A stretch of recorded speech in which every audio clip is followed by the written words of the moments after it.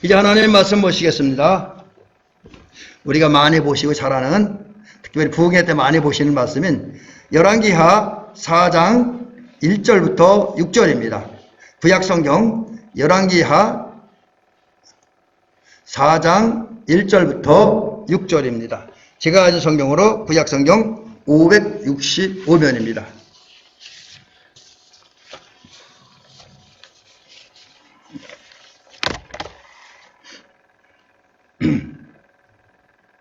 예, 다 차신 줄 알고 제가 봉독을 해드립니다. 예, 봉독합니다.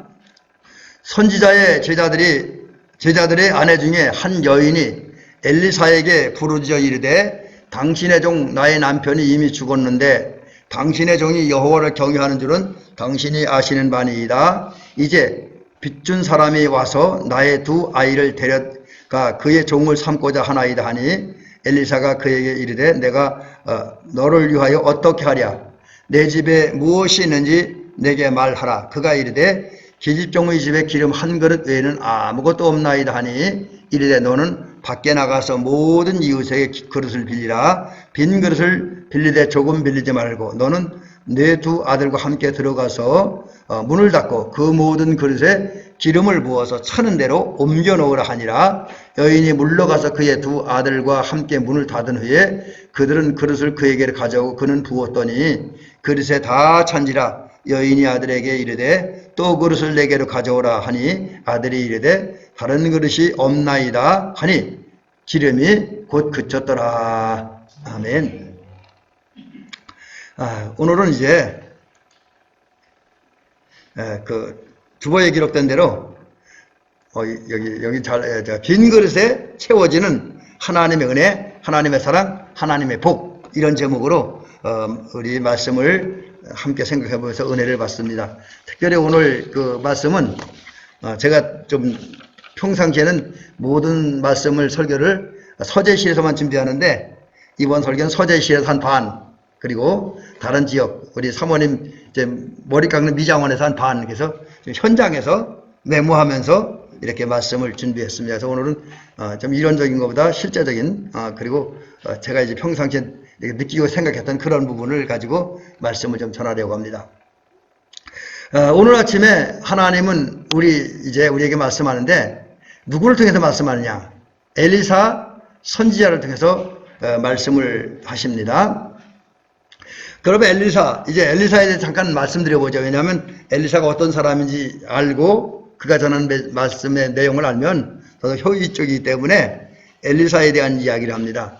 엘리사, 이분은 그 히라볼의 엘리샤라고 하는 말인데 그 엘리사라는 말씀 이런 뜻이 있다. 두 가지 뜻이 있습니다. 하나님이 일으키신다. 엘리사라고 하는 말 속에는 하나님이 일으키신다. 그런 뜻이 있고요. 그 다음에 또 하나는 하나님이 구원하신다. 이런 두 가지 뜻이 있다고 합니다. 그러니까 그 이스라엘 사람들은 이름을 지을 때도 굉장히 신앙적인 의미에서 이름을 많이 지었습니다.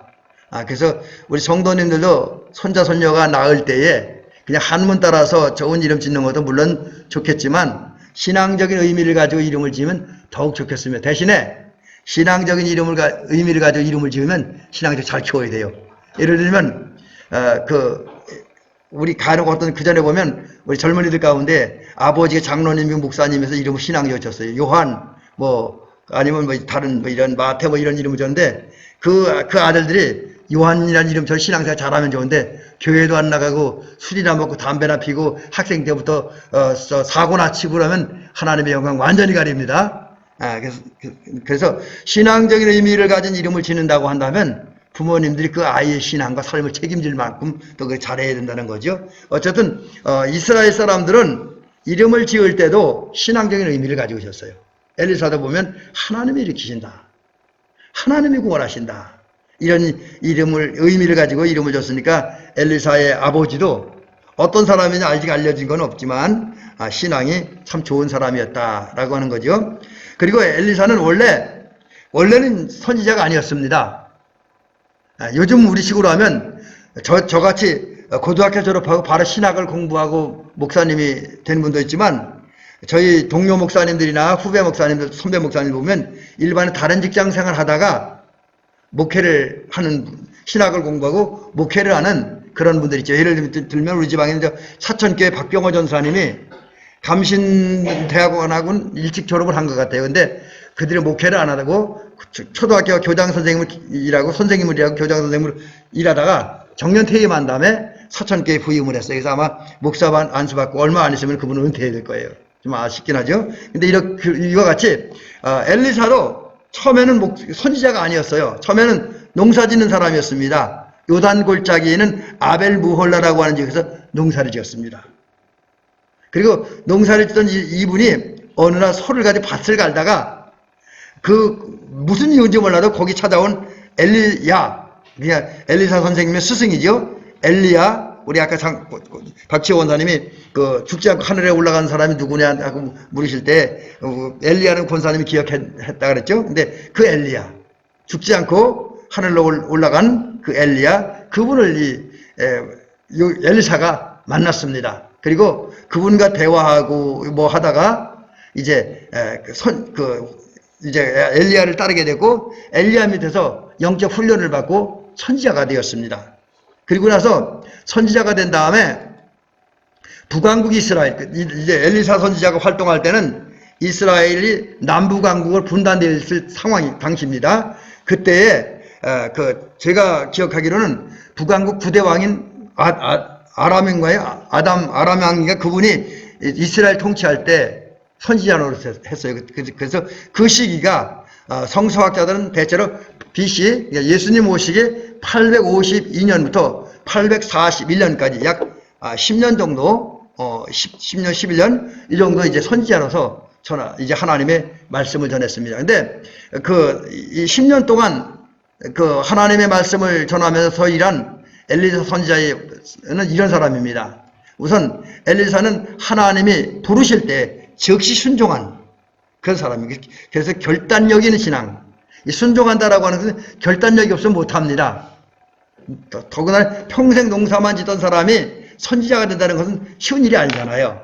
그래서 그럼에도 불구하고 스승인 엘리야를 만나고 그분의 신앙 교육을 받으면서 선지자가 되었다라고 하는 것은 굉장히 결단력이 있었다라는 것을 의미하죠. 그 다음에 엘리사 선지자는 나라와 민족을 생각하며 나라와 민족을 해서 열심히 일한, 특별히 이스라엘의 안위를 위해서 힘쓴 그런 애국자였다라는 거지요. 뿐만 아니라 이는 엘리사 선지자는 애국자일 뿐만 아니라 백성들의 어려운 형편, 고난당하는 형편을 이제 늘 관심을 갖고 그들의 어려운 사람들에 헌신한 사랑이 많으신 선지자, 또 아주 백성들 다 포용하는 관용력이 있는 그런 선지자였다 그럽니다. 근데 그 반면에 또 다른 면이 있어요.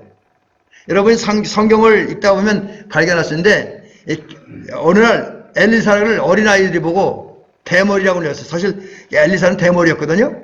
그래서 어린아이들이 대머리라고 놀립니다. 또 어느 날 엘리사가 보니까 게하시라고 하는 사람이 쓸데없는 욕심을 냅니다. 그리고 또 어느 날은 어떤 장관에게 하나님이 역사하시고 이적이 일어난다라고 말하니까 믿지를 않아요. 근데 그것에 대해서 엘리사는 어떻게 하느냐? 저 같은 거 되게 못하던데 이 엘리사는 자기를 대머리라고 놀리는 아이들, 또 이 쓸데없는 욕심을 부려서 부정축제를 하려고 하는 게하시, 그리고 하나님의 말씀을 믿지 아니하는 장관을 저주해버렸습니다.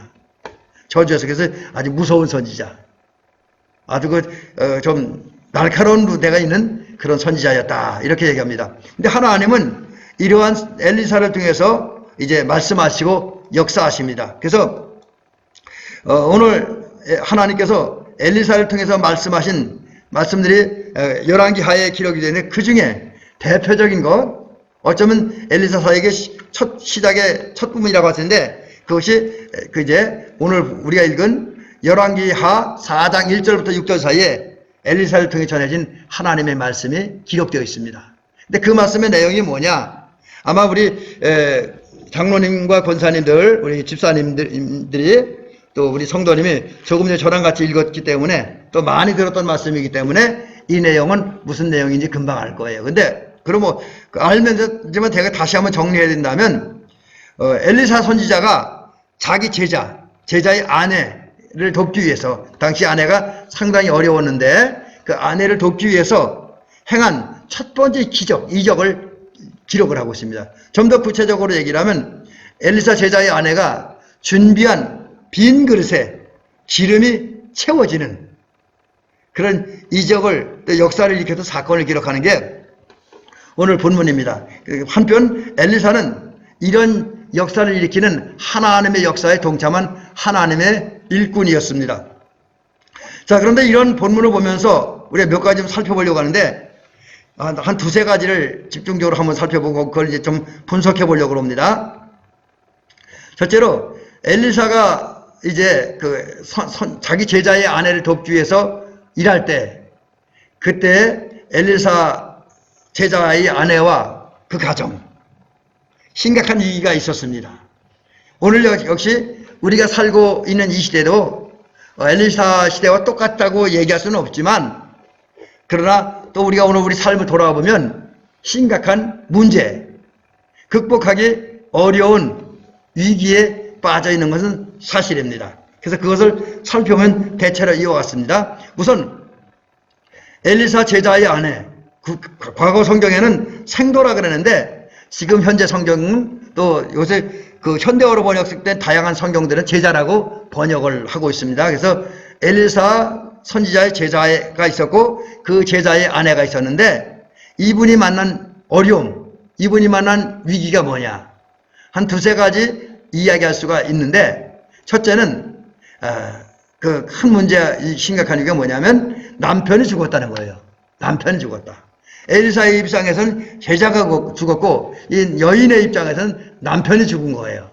근데 그렇다고 엘리사 제자가 나이가 많아 죽은 건 아닌 것으로 지금 성경은 이야기하고 있습니다. 젊은 나이에 죽었지요. 근데 그 죽을 때 그냥 죽은 게 아니라 이 아내에게 더 큰 짐을 또 안겨주고 죽었습니다. 뭘 안겨줬냐면 우선 자기를 과부로 만들었다는 것, 이 여인을 과부로 만든 것, 그 다음에 두 아들을 이제 부인 혼자 키우라고 남겨놓고 죽었습니다. 여기에 무슨 이유인지는 모르지만 이 엘리사 선지자의 제자는 많은 빚, 다른 말 부채를 남겨놓고 죽었습니다. 그런데 엘리사 선지자의 제자 집은 가난했기 때문에, 또 그 아내도 돈이 없었기 때문에 남편이 남겨두고 간 빚을 갚을 형편이 못 되었습니다. 못 갖고 있습니다. 그러니까 엘리사 선지자의 제자에게 돈을 빌려준 채권자죠. 그분이 빚을 빨리 갚으라고 독촉을 합니다. 그런데 그래도 다 갚지 못하니까 돈이 없어서 협박을 합니다. 당신의 두 아들을 데려다가 종으로 삼겠다고. 이것 때문에 이 여인은 심각한 고민에 빠진 거지요. 걱정의심을 합니다. 그러나 해결의 길은 전혀 없습니다. 워낙 가난하기 때문에. 어쩌면 이후에 이 여인에게는 두 아들과 함께 산다고 하는 것, 먹고 산다고 하는 것도 쉽지 않은 그런 상황이었었습니다. 자, 이것이 이 여인의 만난 문제인데, 그럼 이 여인을 생각하면서 현대인들이 만난 위기는 뭘까? 현대인들에게, 아니 어쩌면 우리들에게 위기는 없을까 하는 겁니다. 그래서 이 부분을 좀 더 한번 이렇게 묵상을 해보다 보니까 제 나름대로 느껴지는 게 현대인들이 이런 위기를 갖고 있는 것 같아요. 우선 현대인들이 갖고 있는 큰 문제, 심각한 위기가 뭐냐? 첫째는 사람들을 잃어버린다는 거지요. 사람들 잃어버리고 있습니다. 왜 잃어버립니까? 여기는 몇 가지 원인이 있을 때, 어떤 경우는 내가 사랑하는 사람들이 죽어서 사별을 함으로, 엘리사 선지자의 제자가 죽어서 그 아내가 그 남편을 잃어버린 것처럼 우리 살다 보면 내 가족들, 내 친구들, 내 이웃들을 잃어버리기도 합니다. 지난주에 우리 지방 부흥회가 있었습니다. 그래서 이제 제가 월요일 날은 저도 사실은 못 갔고요. 주일 전에 가고 화요일부터 갔는데, 수요일 날인가요? 화요일 저녁인지 지금 정확히 기억은 나는데, 그 집회, 저녁을 식사를 하고, 이제 집회 들어가기 전에 그 사무실에 앉아서 이렇게 여러 가지 얘기를 하는데, 그 최승화 목사님, 전전임 감리사였던 최승화 목사님이 그런 얘기를 하는 거예요. 목사님 소식 들었냐? 그래서 뭔 소식이냐? 그러니까 저랑 같은 지방에 있었던 목사님, 저보다 나이가 한 7, 8살 어려요. 한 50대 후반인데 그 목사님 갑자기 죽었다는 거예요. 병원에 가서 치료받으려고 의사 대기하다가 대기실에서 죽었다는 거예요. 저 그 얘기 듣고 놀랐습니다. 저보다 나이도 어리고 또 저랑 서산 있을 때 축구 잘해갖고 그 친구는 공격수에서 열심히 뛰었고 저는 골키퍼 하면서 한 팀에서 열심히 운동을 했는데 그러던 친구가 갑자기 죽었다니까 놀란 거예요. 이와 같이 우리는 사랑하는 사람들이 갑자기 죽음으로써 사별을 하는 경우가 있죠. 그 사람을 잃어버리기도 하고요. 또 뭐 그 외에 우리 부모님들의 입장에서 보면 내 자녀들이 취업을 한다든지 뭐 어떤 직장생활 때문에 또 헤어지기도 하잖아요. 또 그 외에 뭐 내가 가까운 사람들끼리 어떤 다툼, 싸움, 갈등 때문에 헤어지기도 합니다. 그래서 우리는 사람들과 많이 헤어집니다. 또 우리가 살다 보면 삶에 필요한 것이 너무나 부족하고 너무나 없습니다. 엘리사 선지자에게 그리고 그 가족들에게 먹고 살 만한 돈이 없었던 것처럼 갚아야 할 빚을 갚을 만한 돈이 없었던 것처럼 우리들도 살다 보면 내가 뭘 해야 되는데 거기에 필요한 돈이 없습니다. 돈이 없어요. 또 이제 어떤 데는 어떤 일을 해야 되는데 나를 도와줄 일꾼이 없습니다. 동력자가 없어요. 뭐 그 외에도 우리 살아가는데 필요한 것은 많은데 그 필요한 것이 채워지지 못한 때가 너무나 많이 있습니다. 그래서 힘들고 어려운 때가 꽤나 있습니다. 그 다음에 이제 현대인들이 안고 있는 또 하나 위기냐 뭐냐면 이제 정신적 위기, 마음의 위기라고 볼 수가 있습니다. 이거는 어떤 면에서 얘기를 하냐면 사실 사람들은 서로 믿고 사랑하며 살아야 되는데 지금 오늘 여러분들은 누굴 믿을 수 있습니까? 누구에게 나의 인생을 맡길 수 있습니까? 심지어 요즘은 가장 살을 섞고 몸을 섞고 함께 마음을 섞어가며 살았던 부부조차도 서로 배신하는 그런 경우들 있잖아요. 그러니 사람을 믿지를 못합니다. 거짓말을 하고 사기를 치고 배은망덕한 짓을 함으로써 그 누구도 믿을 수 없는, 그래서 늘 의심하고 갈등하며 살아가는 이게 현대인들이 갖고 있는 심적 정신적 위기라고 하는 거지요. 또 네 번째 얘기는 뭐냐면 현대인들은 생각과 마음이 많이 닫혀 있다. 그래서 이제 고집, 독선, 편견 이것이 현대인들의 마음속에 너무 강해요. 그래서 내 건 주장하고 내 말은 옳은데 다른 사람의 말, 다른 사람의 생각은 다 틀렸다는 거예요. 특별히 우리나라 사람들 그런 성향이 아주 강하다고 합니다. 학자들의 얘기하면 우리 한국 사람들이 다혈질적이고 아주 편견과 독서를 가득해서 남의 이야기를 들을 줄 모른다는 거지요. 예를 들면 저도 뭐 신학을 하고 목회라는 사람이지만 우리 신학자들도 진보 진영에 있는 신학자는 보수 진영에 있는 신학자들의 이야기를 못 들어요. 반면에 보수적인 진영에 있는 신학자들은 진보 신학의 이야기를 못 듣습니다. 대화가 안 돼요. 그래서 오죽하면 외국 교인들이 그런데요. 한국에는 예수와 그리스도가 싸우는 교회가 한국교회라고 그런데요. 이게 마음이 닫혀있기 때문에 내 것만 옳고 남의 것을 받아들이지 못해요. 대화가 안 됩니다. 그래서 사실 우리가 저도 뭐 우리 사모님하고 대화하다 가끔가다 그런 실수도 보면 합니다만 대화를 차분하게 대화했는데 어느 순간은 대화가 안 돼서 소리만 지르고 싸움만 하잖아요. 교회에서도 어떤 그런 경우가 있어요. 우리 목사님들 가끔가다 이렇게 회의하다 보면 어떤 날은 소리가 높아져요. 이게 내 얘기만 하고 남의 얘기를 못 들어주니까 이런 거예요. 그게 뭐냐면 마음과 생각이 닫혀있기 때문에 이런 현상이 생긴다라고 하는 거지요. 또 다른 면에서 보면 이제 제가 이렇게 한번 표현해 봤는데 많은 이거는 이제 우리 예수 믿는 사람들 속에 통할 수 있는 얘기인데 많은 현대 교인들의 믿음의 그릇이 펑크가 나 있다는 거죠. 여러분 우리 주부를 한번 생각해 보세요. 튜브는 펑크나면 안 되잖아요. 그죠? 펑크나 바람 새고 그 튜브는 무용지물입니다. 잘못하면 그때 대형 사고가 날 수도 있습니다. 그렇습니다. 우리 믿음의 그릇에서 펑크가 나면 안 돼요. 그럼 믿음의 그릇이 펑크가 났다고 하는 것은 어떤 의미가 있냐면 하나님으로부터 받은 은혜를 지키지 못하고 흘려보내는 거예요. 내 마음에 어떤 부정적인 생각에 부정적인 마음 또 불신 이런 것이 있기 때문에 하나님의 은혜를 주는데 그 은혜가 내 속에 머물지 못하고 자꾸 흘러나가는 거예요. 사실 이런 현상들이 무지무지하게 강합니다. 그래서 제 친구 목사님, 저 지금 영월에 있는 목사님이 우리 신장로님은 아마 연애 많이 가셨기 때문에 아시는 분인데 그분이 전도사 때 그런 얘기 하더라고요. 자기 교회 옆에 순복음교회가 하나 있는데 그 순복음교회는 1년에 부흥회를 4번 한대요. 왜 그렇게 많이 하냐 그랬더니만 그 목사님이 그런데 부흥회 끝나고 한두 달은 은혜 생활 잘하는데 한 서너 달 지나면 은혜 다 까져먹는데요. 그래서 그 다음에 주일도 안 지키고 예배도 엉터리 드리고 그러니까 그 교회를 어떻게 뜨겁게 만들기 위해서 그 교회 다니는 목사님 1년에 부흥회를 4번씩 한다는 거예요. 3달에 한 번씩은 한다는 거지요.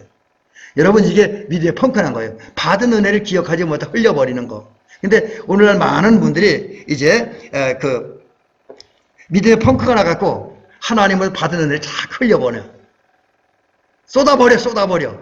좀 지나치게 쏟아버려. 그러다 보니까 나중에 얼마쯤 지나면 은혜는 받았는데 믿음의 빈털터리가 되는 거지요.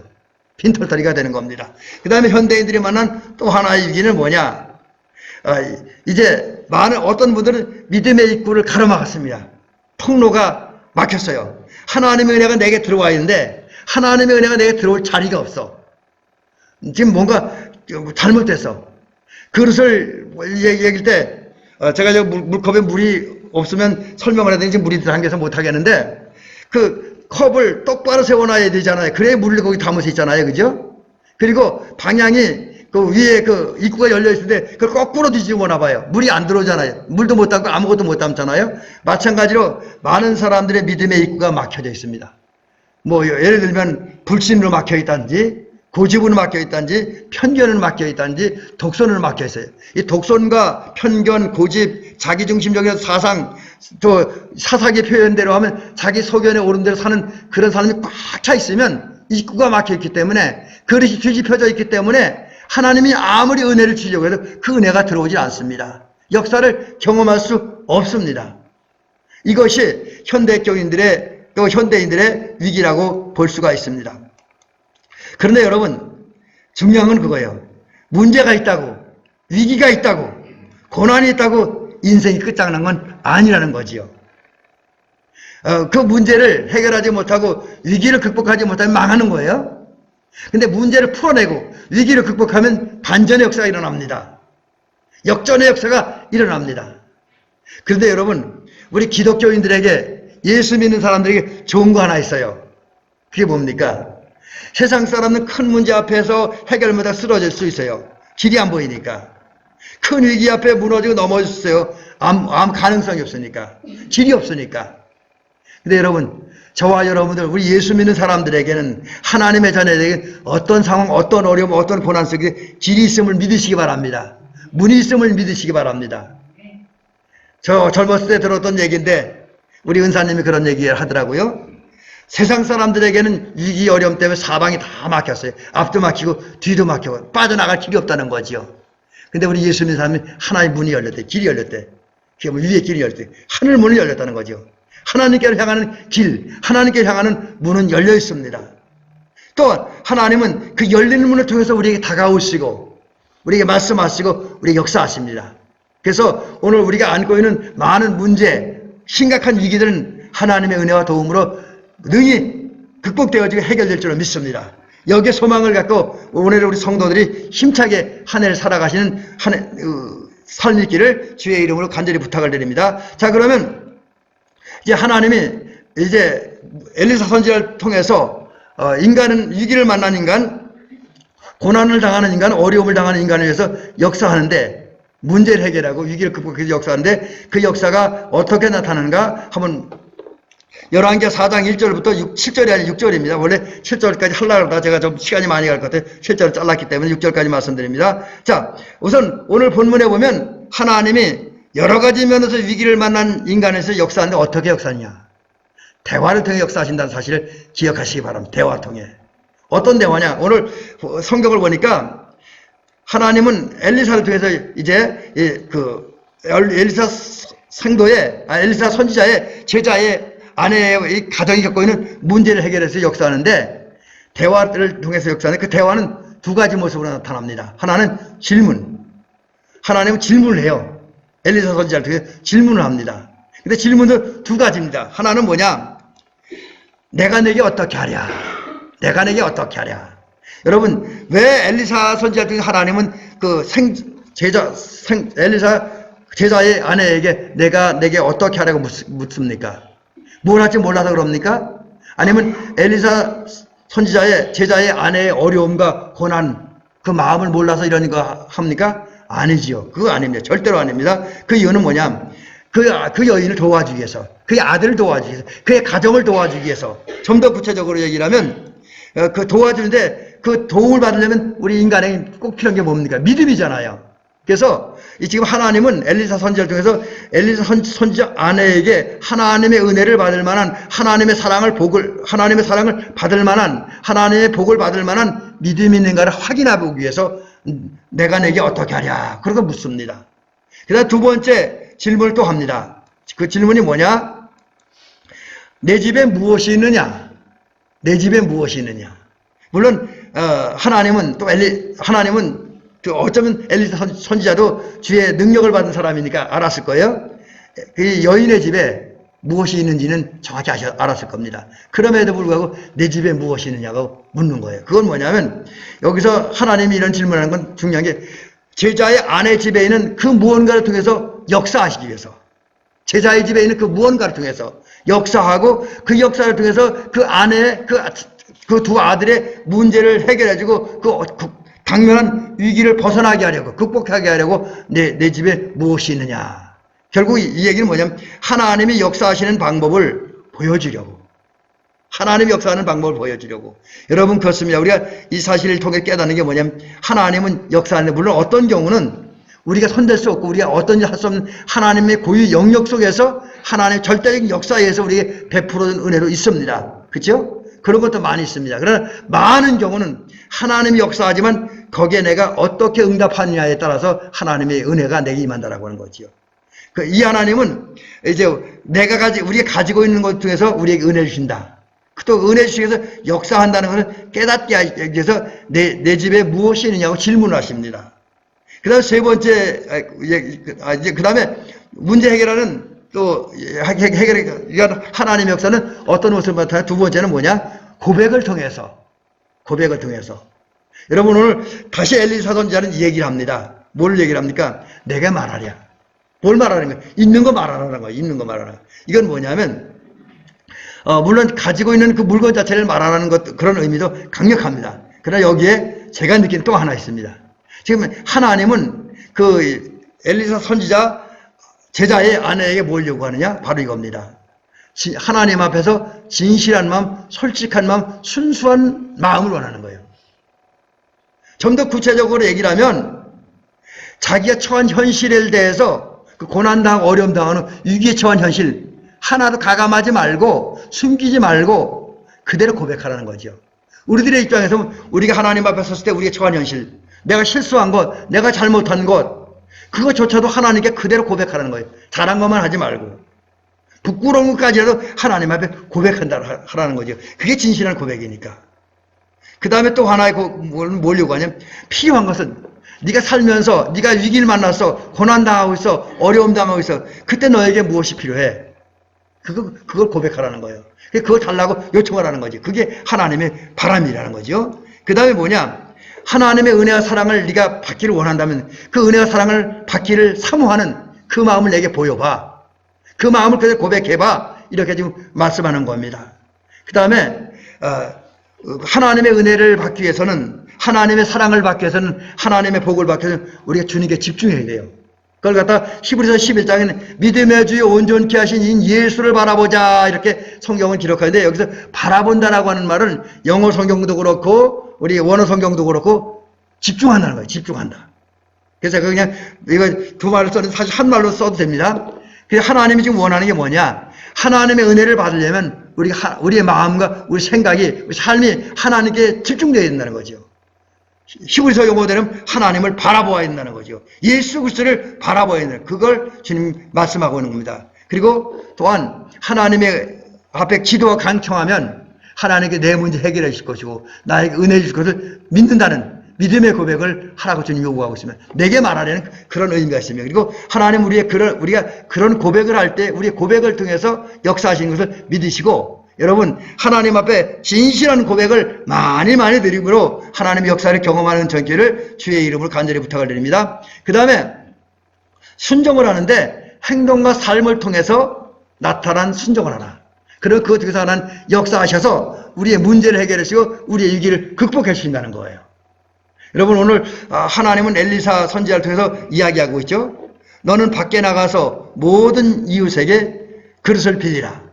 빈 그릇을 빌리되 조금 빌리지 말고 그 다음에 그 다음 절에 넘어가서 4장 4절에서 너는 내 두 아들과 함께 들어가서 집 안으로 들어가서 문을 닫고 그 모든 그릇 그러니까 아들들이 빌려온 그릇, 빈 그릇에 기름을 부으라는 거죠. 타는 대로 그리고 옮겨 넣어라 이렇게 말하고 있습니다. 여러분 이 말씀 속에는 이제 우리가 순종하는데 특별히 순종의 행동을 통해 나타나는 행동을 통해 나타나는 순종의 단계를 이야기하고 있습니다. 그것을 살펴보면 순종의 단계, 행동하는 순종은 이런 단계를 통해 나타나는데 먼저 밖으로 나가라. 밖으로 나가라. 왜? 지금 제가 이렇게 이 말씀을 보면 추측을 해봤어요. 이거 상상이에요. 제 상상. 엘리사 선지자 생도의 집에 그릇이 얼마나 있었을까? 아마도 제 느낌에는 많지는 않았을 것 같아요. 그리고 많지 않은 몇 개의 그저 기본적인 생활에 필요한 몇 개의 그릇이 있고 그 그릇 속에는 이미 무언가가 담겨져 있기 때문에 그 병에 조금 남아있는 기름을 그 그릇에 부을 수가 없어요. 때문에 이 엘리사 선지자 생도의 아내가 제자의 아내가 그 하나님 주신 자기 가지고 있는 기름을 통해서 하나님 주신 은혜와 복을 받으려면 그릇을 많이 준비했는데 그릇을 준비하기 위해서는 집 밖으로 나가야 돼요. 집 밖으로 나가야 됩니다. 그래서 밖으로 나가라는 것은 기름을 옮겨 담을 빈 그릇을 준비하기 위해서 동네로 가라. 사람들에게 가라. 그리고 빈 그릇을 준비하는 데 필요한 활동을 하라는 거죠. 활동을 하라. 그러니까 그릇을 빌리는 거. 사람들이 말하고 사람이 강청하고 빈 그릇을 빌려 들고 오라. 이게 행동하라는 거죠. 지금 주님이 요구하는 거예요. 여러분 주님은 우리에게 지금 복을 주시고 은혜를 주시려고 하는데 우리 가만히 앉아있다고 복 주시는 거 아니라는 거죠. 우리가 하나님의 말씀을 순종해야 돼. 그 순종은 내가 그냥 마음을 받아들이는 것, 생각을 받아들이는 것으로 끝나는 것이 아니라 순종하는 데 필요한 하나님의 은혜가 받는 데 필요한 행동을 구체적으로 하라는 거죠. 구체적으로 행동하고 구체적으로 움직이라. 이걸 요구하는 거죠. 그 다음에 오늘 엘리사 선지자의 제자의 아내에게 엘리사는 빈 그릇을 준비하되 최대한 많이 준비하라. 오늘 성경은 빌리되 조금 빌리지 말라. 많이 빌리라는 얘기죠. 왜? 그릇이 비워져 있어야 거기에 기름을 채울 수가 있기 때문입니다. 그래서 지금 하나님은 엘리사 선지자를 통해서 엘리사 선지자 생도의 아내 그리고 우리들에게 뭘 말씀하냐? 우리가 은혜를 사모한다면 문제를 해결받으려고 한다면 하나님의 은혜 사랑을 받고 그 결과 문제를 해결받는 데 필요한 도구를 준비하라. 공간을 준비하라. 도구가 없고 공간이 없으면 하나님의 은혜를 받을 만한 수 없다는 거죠. 특별히 우리가 복을 받기를 원하면 더 큰 것을 준비하라. 왜냐하면 하나님은 우리가 준비한 믿음의 그릇만큼 우리 믿음의 그릇만큼 은혜를 주셔요. 저와 여러분들이 큰 믿음의 그릇을 준비하면 큰 은혜 주시고 정죄기 많은 믿음의 그릇을 준비하면 정죄기 많은 은혜를 주십니다. 빈 그릇을 많이 준비하라. 또 그 다음에 이제 또 다음 단계 세 번째 단계 같은데 그 다음에 이제 빈 그릇 준비한 다음에 역사를 하는 거죠. 빈 그릇을 준비한 다음에 빈 그릇을 역사하는데 뭘 말하냐면 너는 밖에 나가서 모든 이웃의 그릇을 빌리되 조금 빌리지 말고 많을 빌리는데 빈 공간을 많이 채워라. 그리고 또 하나는 여기 그릇을 비우라고 했어요. 여러분 오늘 엘리사 선지자를 통해서 하나님이 명령하는 그릇은 뭐예요? 준비하라고 명령하는 그릇은 뭐냐? 채워진 그릇이 아니라 빈 그릇입니다. 여러분 우리도 이 말씀에 순종해서 빈 그릇을 준비해야 돼요. 빈 그릇. 우리 가슴 속에 우리 머릿속에 은혜 받는데 방해가 되는 것이라면 다 정리해내야 돼요. 그래서 내 마음이, 내 생각, 적어도 하나님 앞에서는 비어져 있어야 하나님의 은혜가, 하나님의 사랑이, 또 하나님의 복이, 하나님의 역사가 내게 채워진다는 거죠. 그러기 위해서 어떻게 해야 되냐? 나를 비우기 위해서 우리 끊임없이 해야 되지 뭐냐면 하나님의 말씀이라고 하는 잣대에 나를 올려놓고 재봐야 돼. 내 삶, 내 생각, 내 마음을 재보아야 됩니다.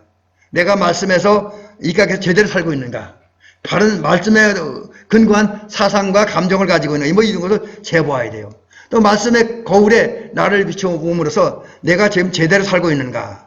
그런 후에 비춰지고 드러난 나의 모습, 그것이 죄라고 할지라도 허물이라고 할지라도 하나님 앞에 고백을 하다 형편을 고백을 해야 됩니다.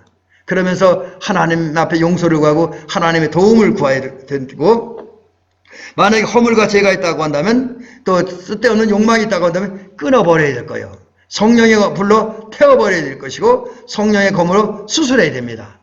그래서 여기는 다 죄와 연결시켰는데 죄뿐만 아니라 하나님의 은혜를 받는데 장애가 되는 모든 것들은 태워버리고 잘라버려야 됩니다. 그래서 내 마음이 비워졌을 때 하나님의 은혜가 내게 임한다. 그 다음에 이제 마지막 하나, 여기 진짜 행동이 필요한 건데, 여러분 오늘 그 본문에는 행동을 요구하는 주의 말씀이 두 번 등장합니다. 하나는 빈 그릇을 준비하게 활동하라는 거고, 그 다음엔 그릇이 준비되어 있고 또 내게 뭔가 있어요. 또 하나님이 내게 주신 나에게 있는 것이 있어 그것이 내게 임할 수 있도록 옮겨 담는 일을 하는 거지. 그래서 오늘 본문에 보면 여인이 물러가서 그의 두 아들과 함께 문을 닫은 후에 그들은 그것을 그에게 가져오고 부었더니 그릇에 찼더라, 찬지라, 이렇게 기록을 하고 있고요.